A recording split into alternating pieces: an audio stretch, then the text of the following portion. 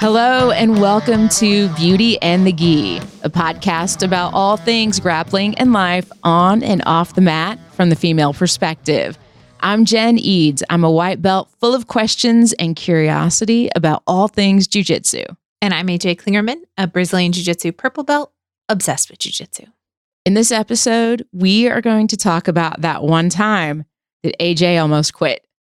Yeah. So I haven't always been obsessed with Jiu-Jitsu. I find that a little hard to believe. It doesn't you now. feel right. Yeah. It's funny. Just a quick story. Like last year, it was my birthday weekend, and I was like watching pans. I was like working outside with my laptop watching pans, and I was like, "This is not the woman you married." I'm like carrying my laptop around, like I don't want to miss any of the cool matches. So yeah, it's definitely a different place, but. You know, I mean, I've mentioned before, I've been around for a really long time. Mm-hmm. And what I'm going to talk about today is different than like blue belt blues or purple belt purgatory. Not that like, you know, just kind of falling out with, you know, your skill set, but I've been reflecting a lot since women's camp. So this has kind of been on my mind. Starting kind of I really started getting back into jiu-jitsu around 2009. And so when people ask like when I started or whatever, I'm always like, oh, I was somewhere, you know, in that time frame. I mean, I started first in 99, but like actively getting back into training, it was 09. And then in 10, I lost my dad. Mm-hmm. So my dad committed suicide, and I was, you know, the one to discover him a few days later. And obviously that really destroyed me in a lot of different ways. And, you know, the next year, like there are good things that happened, but everything kind of just feels very gray in that time frame. Mm-hmm. That's when like James was cornering in the UFC and that kind of stuff. So we were getting back, you know, like getting to travel, and there were cool things happening. I actually in that time won International Marketer of the Year, which is a huge deal. It was a big competition, and you know, I got to do some really cool things because of that. Yeah. But I hid that. So why would you hide that? Because my confidence was destroyed. Not just from my dad. I mean, definitely that probably honestly played one of the biggest parts in it. But I didn't realize that was it at the time. Uh-huh. But kind of it came from, we had to kick a student out, just a real cancer. And when that happened, he started bullying me really bad. And, you know, like as an adult, you'd like to think that, you know, you wouldn't be bullied. You wouldn't be subject to being bullied. Yeah. But, you know, just getting online and saying just really terrible things about me and private messaging people and saying bad things about me and just really destroyed me. And, you know, like I said, like you wouldn't think that you would allow that as an adult.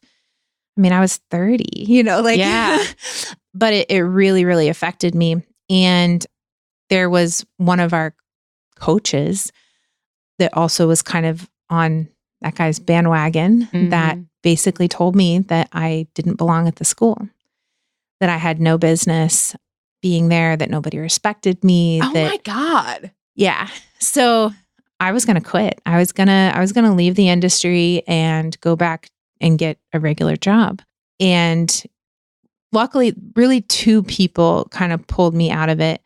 Of course, James, you know, when I had the deep conversations with him that were like, do I need to just go back to work? You know, like, and not be in the school full time and that kind of stuff. You know, he was like, if these boys have mommy issues, they can get out. I love James. Like, he's great. And you know, that was a very nice version of what he said, you know, sure. But he was like, you know, this is your home. And if they can't respect that, then there's the door. Like they don't need to stick around. And then my friend Suzanne, I was at like a business dinner and we were in the bathroom and she said, why haven't you been screaming from the rooftops that you won this International Marketer of the Year? And I don't know why that question like really got me in that moment, but I just burst into tears. And it was like in that moment, I realized that I had been hiding. My confidence and everything was just destroyed. And so, between the two of them, they really kind of helped pick me up and dust me off. And I dyed my hair purple at that time. And I called it my FU hair. Kind of like from Glengarry Glen Ross, like, FU, that's my name. But it was like, to me, it was supposed to be my reminder that like, I didn't care what people thought of me. Yeah. Like that was, it was just my personal, like, I needed that as a reminder. Mm-hmm. And what's funny, so, we talk a lot about Rachel, but Rachel hated my purple hair. And she would tell me all the time. Wait, just which Rachel? In case Rachel this is the first time? In case this is the first time, Rachel and I are really good friends, but she'd always be like, I hate your hair. That's my Rachel impersonation.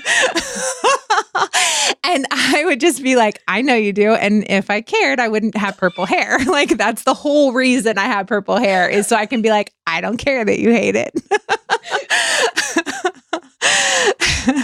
So, but it was, it was what I needed to just remind myself like that I could stand on my own 2 feet and that I didn't care what other people thought of me. Mm-hmm. And that's not easy, and that took a lot of work. It took a lot of work to really get to a place that I truly didn't care, that I didn't need the purple hair to remind me anymore. So that's why, like, when people ask when I started into jujitsu, it wasn't until, probably 2013 that I really started becoming obsessed with it. Like, and that's when I found my own love for jujitsu.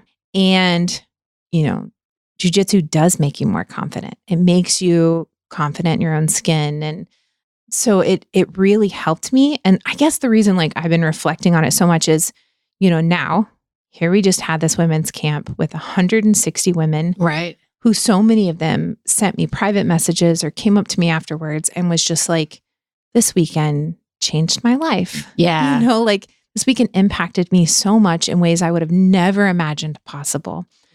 I had a family member of one of the girls contact me in tears. Like, I'm just so pleased for what you've done for my family member. Oh my gosh. Yeah. And, like I do all these women's self-defense seminars and, have people that, I know the impact that, you never know the full impact you make. Right. But I just really think about, had I quit, all these lives I would have never impacted. I would have never touched. And it just really has made me like really reflect a lot about being able to get through that tough time and push on, get past it and know in your heart where you're supposed to be. Like we look back just, when the first several years of opening the school, like we couldn't afford the school, but we kept it open because we knew that that's where we were supposed to be. We knew that we would affect a lot of people through the jiu-jitsu school.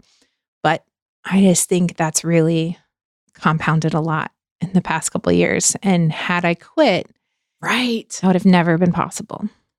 So I'm just been really grateful these past few weeks thinking about all that. I'm really grateful that you didn't quit.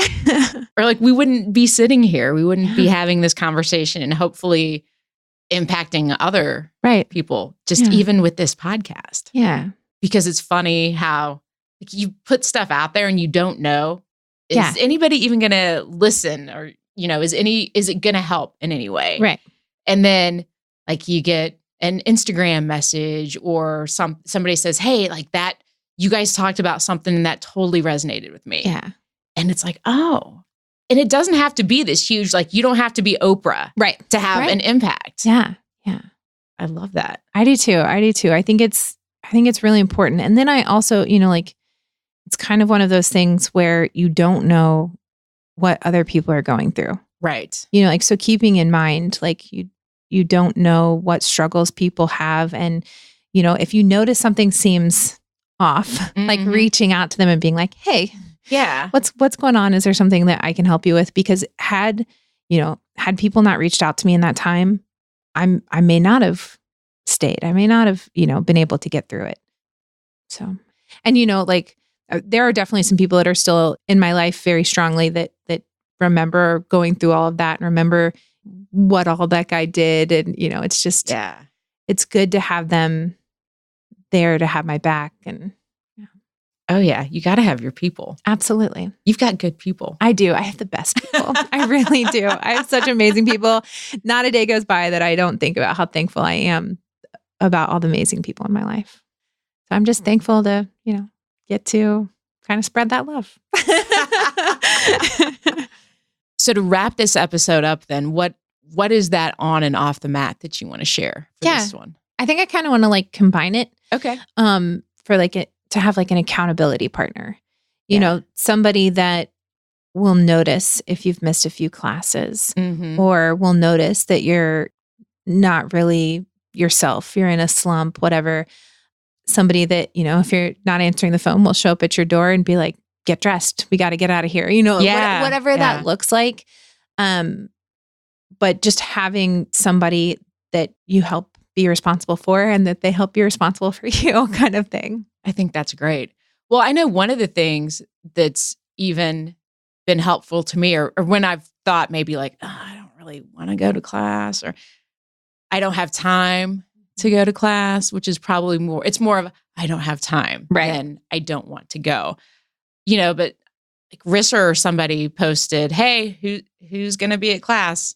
And that was a couple weeks ago. And just to see that, just to have somebody pop in one of the Facebook groups and say, hey, I'm going to be there. Yep. Who else is coming? Yeah. It's really nice to see because then you're like, oh, well, she's going to be there. So yeah, I should go. Yeah, absolutely. Yeah. So just having that, the group aspect of it to where you're like, hey, I'm going to class tonight. Will I see you there? Yeah. It's so helpful because you never know who's sitting on the fence. Yeah. You're like, I'm not going to go. It's too much work. Yeah. Yeah. I have one girl that I've been really working to try and get in. And in her heart, she really wants to do it. Mm-hmm. She tells me all the time that she wants to. Yeah. And so I message her almost every day, like, hey, are you coming to class in the morning? Yeah. Pack your bag, have your stuff ready, come to class, Yeah. And on one hand, like it can get a little trying, like she's not coming in. She's not coming in. She's not coming in. But I know that, like if I just stick with her and help support her and love her where she's at, which I'm really big on loving people where they are, that I can help eventually get her on the mat and training.